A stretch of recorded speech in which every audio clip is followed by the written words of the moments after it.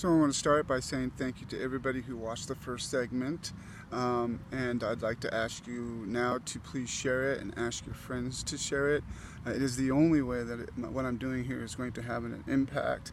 This is my experience, but for the love of all of our brothers, this affects all of us.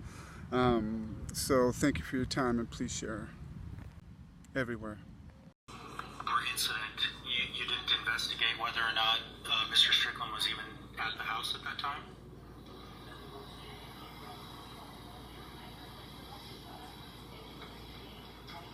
I did not. Okay. And what about as to the rape that allegedly occurred on Saturday the 3rd? Did you do any investigation as to whether or not Mr. Strickland was home at the time that occurred? I did not. Okay. So, I'm not trying to be crass here, so don't take it the wrong way, but essentially the investigation consists of taking the alleged victim's report and just treating it as if it's factual and moving forward from there? In this case, yes.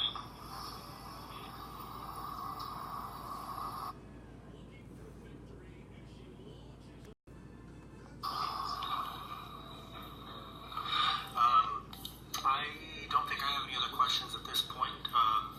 And so what was it that left this seasoned detective convinced that a rape occurred? Here it is. So later on in the interview, she's kind of describing the encounter, and she starts crying, and he tells her take a minute, and then she says he got on top of me and he started to have like sex with me, I guess. And so how does one conscionably send a man to prison and brand him a sex offender on like and I guess? So at the point of allegation, she uses as her spearhead, like and I guess. That's astonishing. Point blank, it would be hard to get away with the false allegations if the laws didn't make it so easy and limit the police from doing a regular investigation. And because crime statistics such as those with domestic violence and rape lead to state and federal revenues to fight those crimes. And so actually, the more you have, the more you will get to combat those crimes. And so what better way than to create your own accounts? And I want to make sure that you understand that comment about creating their own accounts isn't a joke, and it goes for S.A.G.E, goes for the Council for Defense, and it goes for the Wenatchee Police Department, because they all count on those crimes, those convictions, and the resulting crime-fighting money. Crime fighting, like war, is a business. When you get down to it, you're trading lives of innocent people, mostly men, for revenue. And nobody likes to talk about collateral damage. If you're not familiar with the term collateral damage, it means you accidentally killed a good guy, or a teammate, an ally, a good guy. So why S.A.G.E? How did they play into it? Well, after the police established probable cause for domestic violence or rape, S.A.G.E brings into action. In my case, once Ward decided to create that account for himself, S.A.G.E and the domestic violence laws just took over. When you have a case like mine where there's no evidence, you have a victim with a clear motive to lie, and a suspect claiming innocence, after the court files mutual restraining orders, I don't think any legal action should take place until they're able to establish a victim. Otherwise, when one is arrested on words alone, and which is allowed in domestic violence cases, and the suspect is not given an opportunity to speak, then that is an incomplete investigation, and the detective responsible, like Detective Jeff Ford of the Wenatchee Police Department, becomes liable for the resulting deadly trauma, which I will testify to. At bare minimum, for false imprisonment, but it should include mental anguish and emotional pain and suffering, which I will testify to, and I will be testifying to in my next video, which is a victim impact statement. But statements written in the police report of two separate officers saying the same exact thing but don't match the victims who swore under oath in court that she did not give that statement, then we have a coordinated effort to frame an innocent man.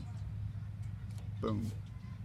And I think he's responsible because it was his attempt to do as little work as possible, as he stated in his 2013 eval, that just caused havoc on my life, everything. The truth is that the laws are laden with gender bias. It's at the core. That is what their Silver Bullet program functions by. Looking back, I can remember educators used to talk about how false allegations were bad for the cause because it weakened their overall argument and was counterproductive as it discouraged victims from reporting assaults. Well, now they just ignore it or call it a myth, but discourages them from reporting, yeah, sure, but it might also discourage them from lying, as it were. Because I have established that they do lie, and responsible officials should be careful. I've even heard somebody say that once the lie's been proven, that they should flip the sentencing guidelines.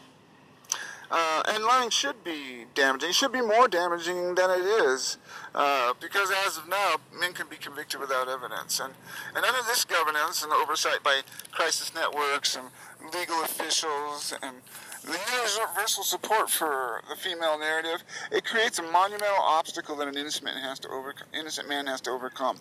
And the base of that monument is 100% mantra. Why would she lie? I can think of lots of reasons. Domestic violence laws forbid detectives from employing typical investigative techniques. They get to control wording, they get to control tone, body posture.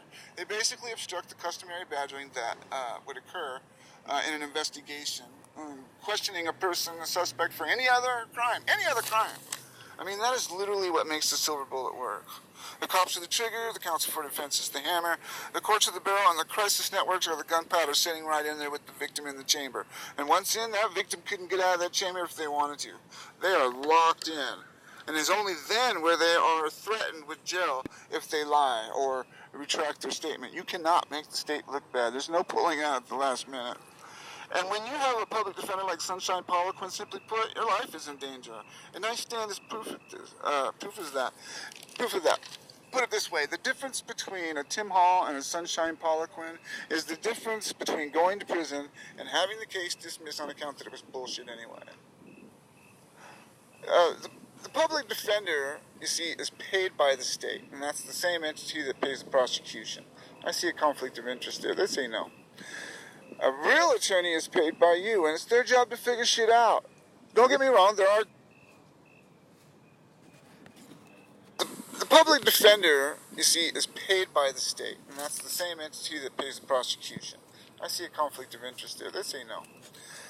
A real attorney is paid by you, and it's their job to figure shit out. Don't get me wrong, there are good public defenders in places like Douglas County, but I can't see anything impressive coming out of that sleepy crew at the Council for Defense.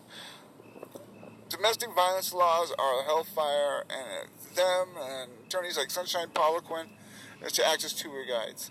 Sunshine told me how S.A.G.E director was going to get up there and explain why rape victims are often confused about details due to the trauma. And then, after admitting a ton of exculpatory evidence, which means favorable to the defendant, often resulting in exoneration, she told me that she was going to say that a consensual sexual encounter occurred between us. Sunshine, she was going to lie and say that a sexual encounter occurred between us when no such thing happened. When one is arrested on allegation alone and the suspect is not given an opportunity to speak, that's an incomplete investigation, and the officer becomes liable for their negligence and for the resulting trauma at the bare minimum for false imprisonment, but it very well should include mental anguish, pain and suffering, which I will testify to all of that. I honestly hope that this video inspires some out-of-town attorney to take my case and sue these motherfuckers. End result, we win.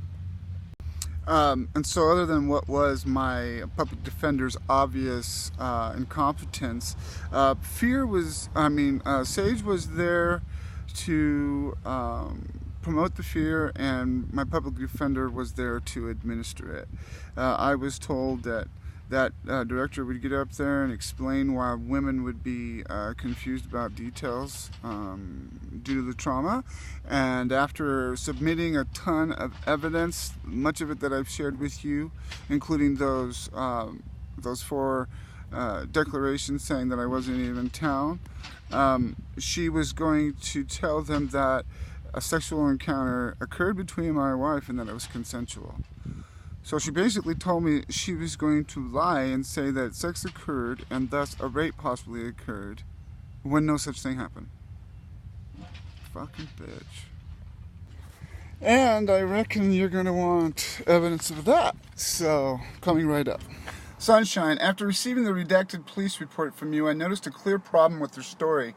The affidavit should explain the rest. Also, you should know that I am handling a civil and divorce case as well. I have to share information that you might consider sensitive. What is the best way for me to share information with you?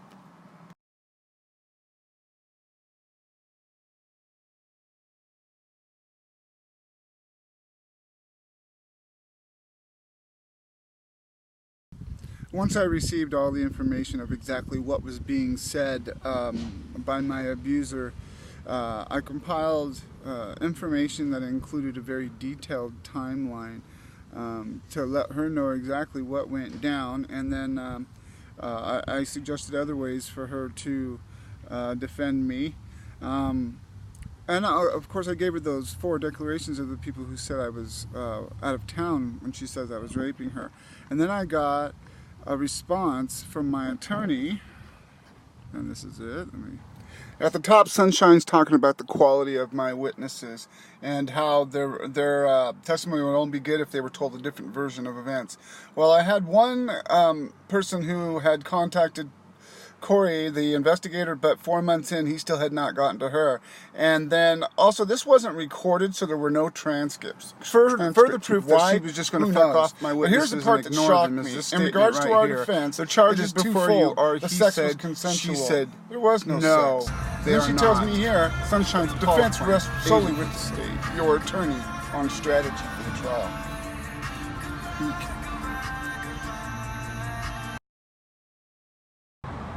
So this is the S.A.G.E Crisis Center, and this is where my protesting began. And I started right under that little sign right there. First drew the attention of the people in that building. I don't know what they do. And they came out, and then S.A.G.E is in the middle over there. And 3 ladies from there came out and engaged me. And weren't really receptive. Next thing I know, I have the cops, as I told you, coming to let me know that S.A.G.E has asked for me to for trespassing, and that if I go back, I'm facing a year or 5 years or something like that. I can't remember all the details. But they scared me, definitely scared me away from protesting. I'm even scared to go over there right now. I went in to go find out, get a copy of that citation, and they couldn't produce one for me.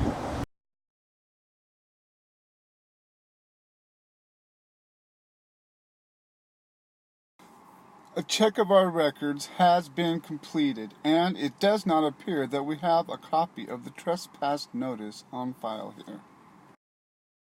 So there's not going to be any record of what they effectively did was discourage me from protesting out here, which is my right, and I wasn't on their property, so I don't know how they could trespass me.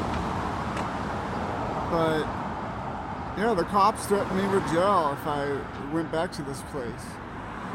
And I think that's a violation of my free speech and peaceful protest. But what do I know? I always liked this guy, but I never realized how much we have in common. And I always wondered what that piece of paper is that he's reading. Well, I think I figured it out. If you look closely at him, you'll see that he's stuck between a rock and a hard place. And if you look at this closely, the lines have been cleanly cut, meaning somebody freed him. So they're also wanted. And this guy is looking at a wanted poster for him and some unknown entity. Only to him. Irony is remarkable. So on that day I protested, I started at City Hall to let them know what I was doing, and then I went to S.A.G.E, and then I came here, which is the Wenatchee Police Department.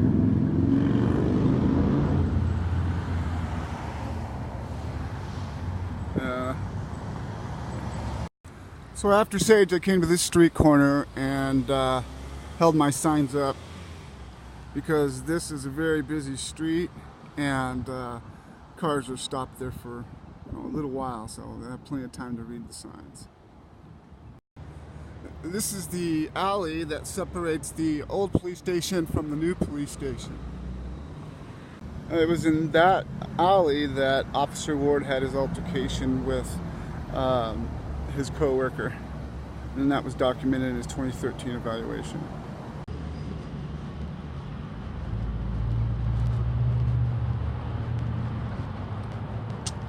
Yep.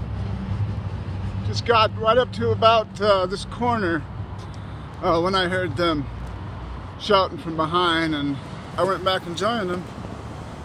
And the plainclothes guy was a little bit aggressive.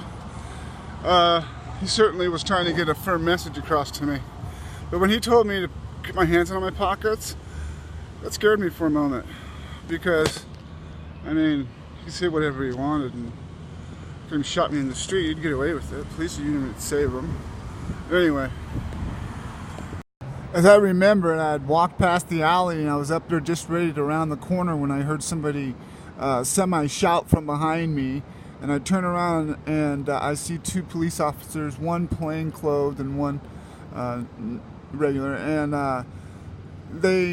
we meet halfway up that hill. And he's telling me right away something about trespassing. And I realize he's telling me that S.A.G.E has asked me to be trespassed. And if I go back there, I'll go to jail for 5 years. And here I am telling him that I didn't go on their property, so I don't know how they could trespass me.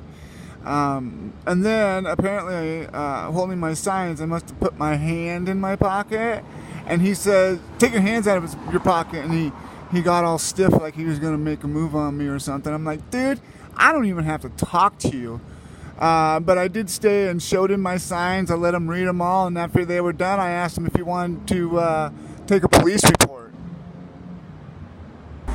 Alright, straight ahead is the counsel for defense. Left side of that flag right there.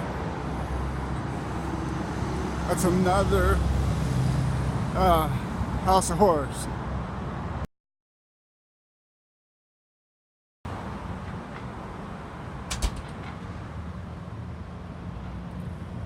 It was right here where I was stopped by the two police officers, and then all the attorneys from the counsel for defense came out and basically surround me. They all started reading my signs, and then the one officer came up to me. He was much nicer. He had another officer behind him. They came up, talked a little bit, took pictures, read my signs, laughed, especially at the one about Ward. And then the other, like I said, the defense attorneys came out. Sunshine came out. Told I was going to make her famous. Well, I still want to try and keep that promise. But anyway, these were my S.A.G.E here and the police station were my three places of interest. And the other place was across the street, right there on the corner. And all these were done with no shirt on. Jeremy Ford was my bail attorney. Now, his job was, on the day I go into court for my arraignment, he meets with me and he discusses the charges and then tells me what he's going to do, whether he's going to try and get me on my recognizance or what he's going to set my bail at, or he's going to tell me what he's going to work for me. And he tells me at the time of that initial interview that he got an email from a Tim Hall, an attorney out of Yakima, that he hasn't read yet and that he was going to read a little later. Okay, he got that morning so he could read it that fucking morning. And had he read that, what it was the divorce decree that my wife at the time had filed on the 9th of September, the day I was arrested. The day she said I raped her on the 3rd and that I choked her later in the shower, okay? Well, this is the divorce decree that she filed that morning, supposedly 6 days after I raped her. And, see? Stamped, file, all that. You are looking at the documents that my abuser filed on Monday, the September 9th. Remember, that's the day that she had me arrested for a week-old rape and choking earlier that day. It's significant because it was filed hours before she filed the police report, and it contradicts her complaint. Petition for divorce. As you notice in the section where they discuss abandonment, neglect, child abuse, etc., she checks the box very clearly. Neither parent has these problems. She does it 2 more times on this page. In fact, she does it at every opportunity. The purpose of this document is to give insight as to the home life. Each parent has the opportunity to comment on our ability as well as the other parent's ability. It's where you might report abuse, neglect, etc. She doesn't mention anything. She actually seems to struggle in saying anything bad about me. Divorce decree. If you pause to read this, you will see that there is nothing in there about violence. And that's in any of these documents. You can see she talks about our daily needs and that sort of thing, cooking and cleaning and taking the kids to school and the doctor and that sort of thing. And then it goes over this visiting schedule where, again, she takes the opportunity to say that there does not apply when we're talking about domestic violence or sexual violence. She didn't change it for 8 months, and only after I brought it up. Half the summer's pretty liberal. Remember, I'm her alleged rapist. What sticks out the most about all that is that there are no claims of violence. There's no story about a history of abuse or anything like that. Even wrote that in there. We do not have any of these problems. But yet I'm arrested for rape, and these files are seen by an attorney who was supposed to help me. This is another portion of my attorney Tim Hall's interview with Ashley. This was after Corey Clark of the Counsel for Defense interviewed her and all. I have something, his notes, basically. But this is recorded, it's written out, everything like that. That's how a real attorney does it, a real professional. Okay, but she's talking right here about what she did on Friday the 2nd, which was go out with coworkers. He is basically paraphrasing for the reason of probable cause why he thinks I could be arrested. Look down there at what she told him. She said on 9/3/16 at about 8:30, she had spent the night in her daughter's room because her and Kevin had been arguing all night. She's already stated that she'd gone out with friends, and that's what actually happened. You went out all night and you came home, I was in bed, is that correct? That's what I remember. Was I sleeping? That's what I remember. Okay, in that highlighted area, doesn't it say that you told the police that we stayed up and argued all night? And that's why you slept in the kids' room? That's what it says, but that's not how I remember. I don't even remember saying that. Okay, so that's her testimony. Okay? Okay, well, I'd like to point out, Judge, It's not your turn to point anything out. You're just asking for questions. You'll get your chance to testify later. That's just one of those examples where the judge is trying to help her out of a pickle.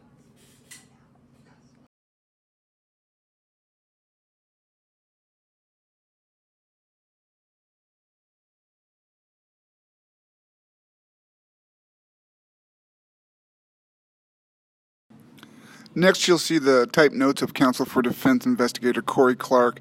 Typed notes aren't admissible in court unless they're supported by the author's testimony.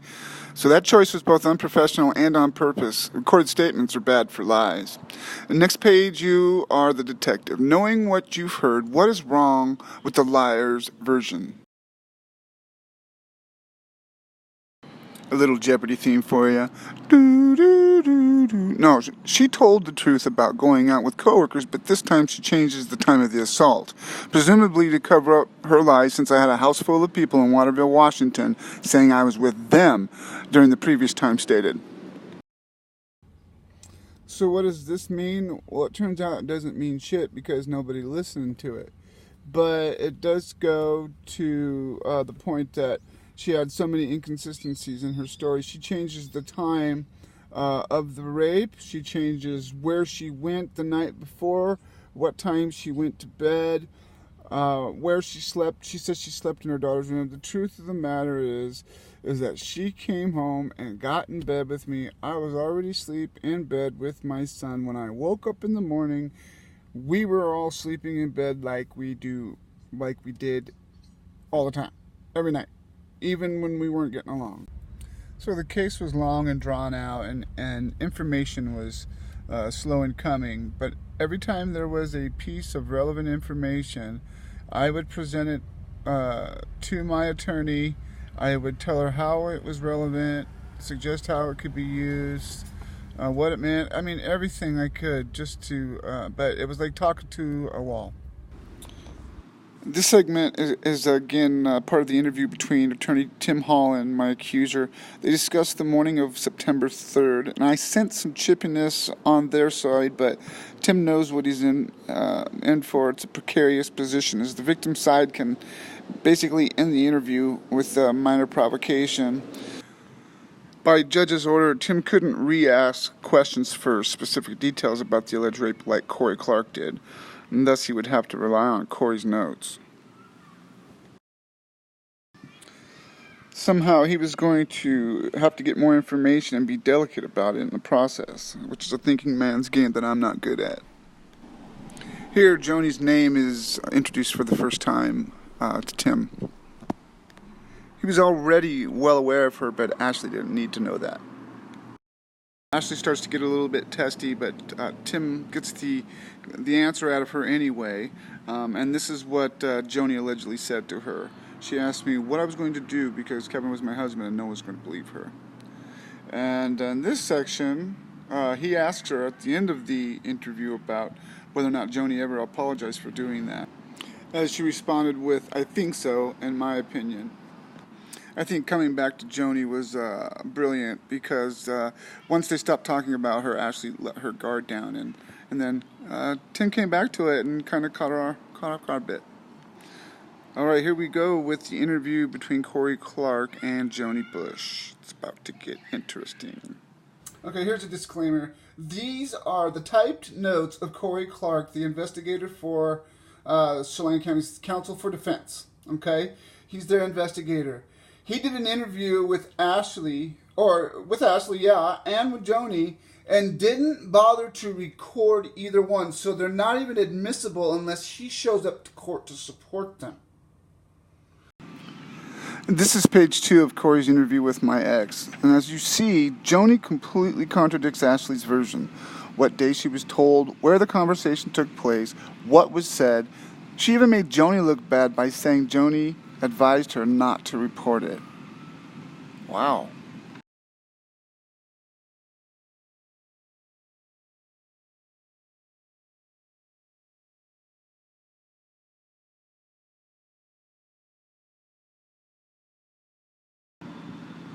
So now I want you to look at the date on the bottom of this document.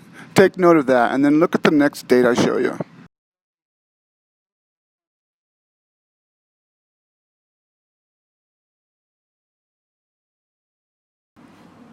So the reason I showed you those dates is because it took a month between the interview and the time that he actually wrote up the notes. So what the fuck was he doing in that month? Here he had a bombshell information, and he didn't even bother to write the notes out for a month. What the fuck was wrong with him? In case you wanted to know what that month meant, here are a bunch of letters from a little girl at Mr. Daddy. Ain't that about a bitch? These are just a few of the text messages I was reading as I walked out of jail.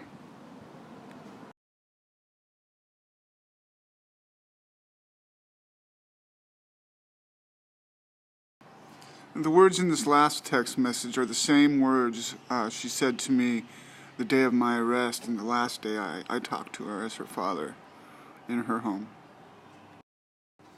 Through our family court case where I was fighting tooth and nail on my own, Ashley at least realized that neither of her versions of events for the night before jived with verifiable reality. And so to make it believable, she changed the time of the assault to permit me time to still be in Waterville like my witnesses said. But then that conflicted with her having gone with friends timeline or having stayed up all night arguing with me timeline. She was twisted up in her own lies. And that needed to be clarified. Police need to be able to ask those questions. We now know that according to Joni, her having told Joni that morning about the rape was a lie. Repeatedly said that the victim was going to get up there and cry, the director of S.A.G.E was going to get up there and speak, and I was going to go to prison. I mean, it was, I think, she's calling it a warning, but I think it was more or less she was trying to instill a defeatist attitude in me. As for my witnesses, they were just going to be swept to the side as liars who would do so to save me. I was just going to go to prison. Now, all that is bad, but I was completely intensified by her response to about a dozen pages of evidence that I had submitted to her that basically was the truth of the matter. Her response to that was probably the single most kind of devastating thing. I knew at that point that she was going to try to fry me for the state. You know, and ironically, I don't know if this is relevant or not, but as I'm driving down by Pioneer Park in Wenatchee, they have the VAW Act, or the Violence Against Women Month, and they were out there on the corner, you know, supporting that day and yelling, and you know, and who do I see? The very first person in line is my attorney, and no, I'm against violence against women too, but needless to say, that was very unnerving. But this letter that she sent me in response was actually, it was just absolutely difficult to behold. You've already seen some of the documents that I highlighted in the S.A.G.E papers that I gave to Sunshine. This was the top page. Here Corey explains that his interview with Ashley was not recorded and thus there were no transcripts, and I'm like, why the fuck not? But in regards to our defense, the sex was consensual.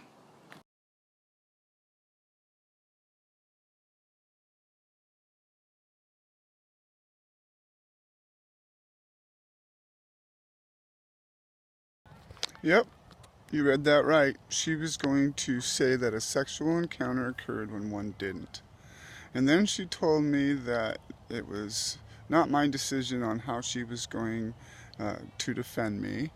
And then she further proved to me that she had no intentions of submitting the affidavits from my witnesses and thus my alibi.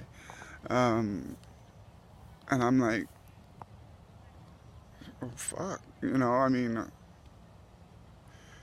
I knew it. I knew I was screwed at that point. False allegations of domestic violence is domestic violence.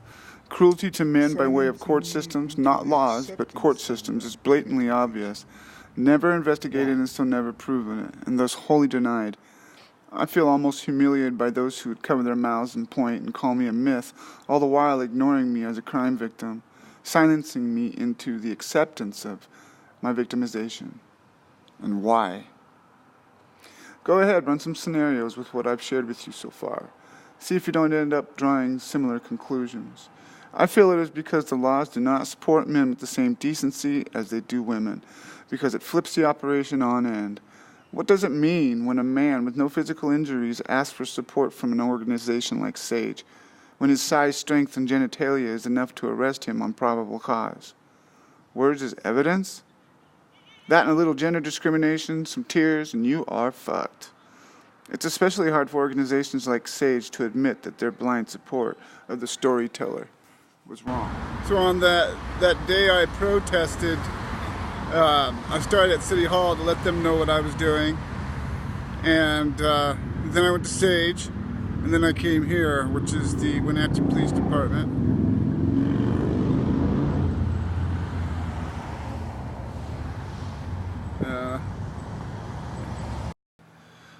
But it's not just wrong. I say that practice alone is responsible for creating more male criminals and victims than can be numbered. It's not the police force or the state's job to establish whether an allegation was criminally false. Unless that is, that once the truth came out, the actual victim tried to file a police report specifying the damages caused. But there's no recourse for how the cops, the courts, and the crisis networks behaved. I attempted to file a police report 3 times. The first time, the chief offered a veiled threat about dispatching a wild animal making too much noise in the streets. And then, with reference to pressing charges against my ex, he said, now you know that's not going to happen. And the second time, I had my freedom indirectly threatened and told nope. And the third time, I was told to contact the free legal services available in my community. And that was it. Well, as a poor person and a client, I profess that the counsel for defense is untrustworthy, and thus they're pretty worthless. When your acting bail attorney fails to read a simple email from another attorney writing on your client's behalf and establishing reasonable doubt before you go out and speak on that client's behalf, what would you call it? I'm a free American, my civil liberties hang in the balance, and he can't find inspiration with the idea of freeing an innocent man. What does it say about your court-appointed attorney when her and her investigator reveal bombshell exonerating information from an interview with the prosecution's most crucial witness, and they sit on it for months and furnish it to me only on request?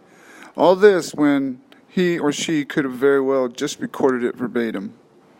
And what does it say when your attorney fails to file affidavits that establish your innocence and bring into question your accuser's crimes?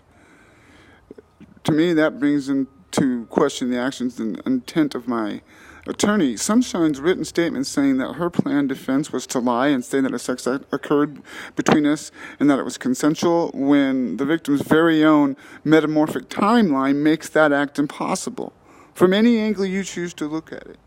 Also, ignoring my witnesses and telling me that the case is a he said, she said, when she, Sunshine, had ample evidence that it was not, and her repeatedly telling me that my best option was a win-win plea bargain to charge me with different charges than the originals, and me walking away with a conviction for a crime that I didn't commit.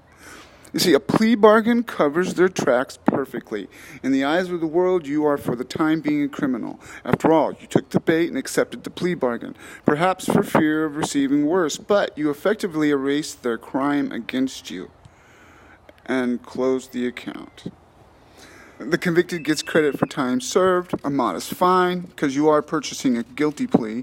Your public defender feigns their negotiation with the prosecution and brings you a 1-year stipulated sentence, saying that if you keep your nose clean for a year, it all goes away.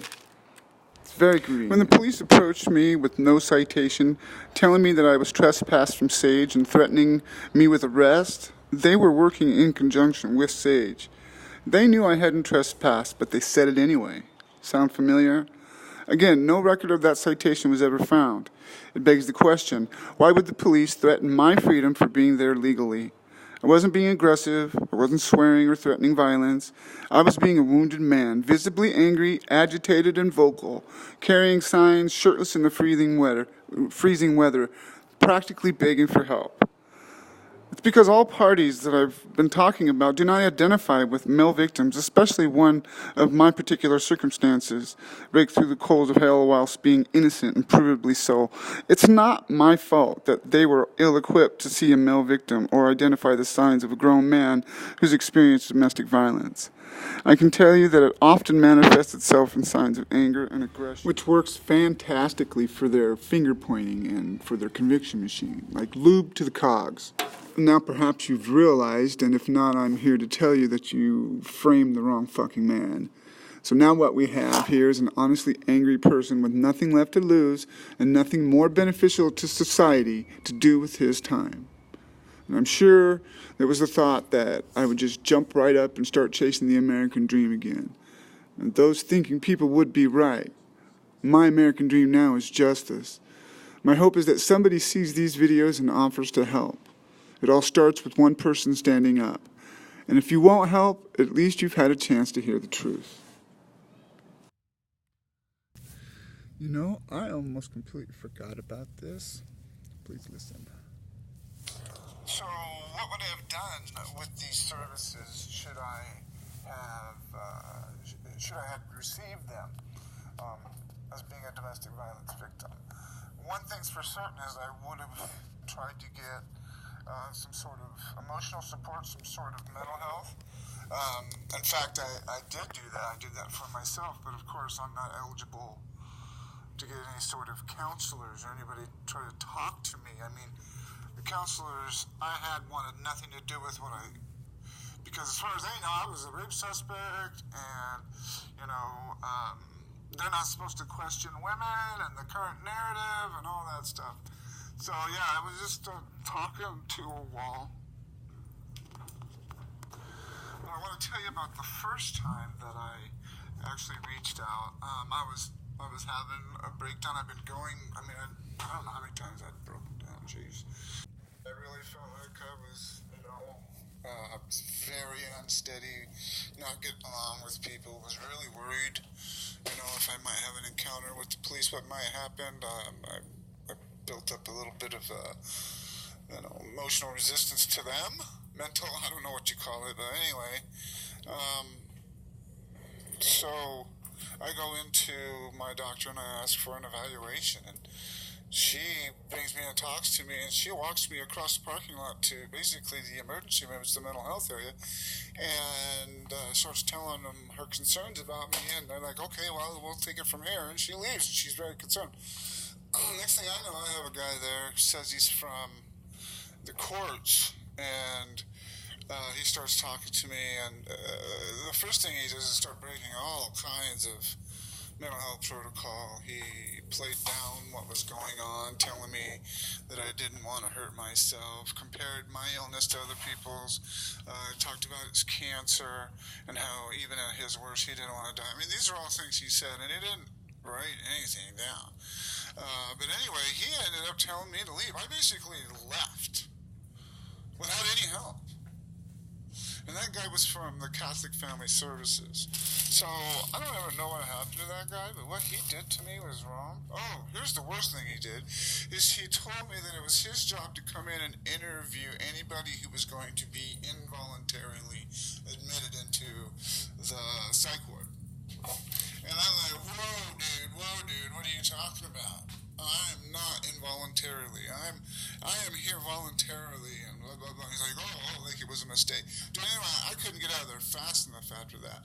But that motherfucker was there for the courts, and his job was to get me out of that hospital and have no record made of even my visit. Also, I would have been able to find forgiveness in my heart had any of you done anything afterwards to make things right instead of ignore me and hope that I go away. It's because of that I'm targeting you as responsible for what happened to me. Thank you for watching. The end.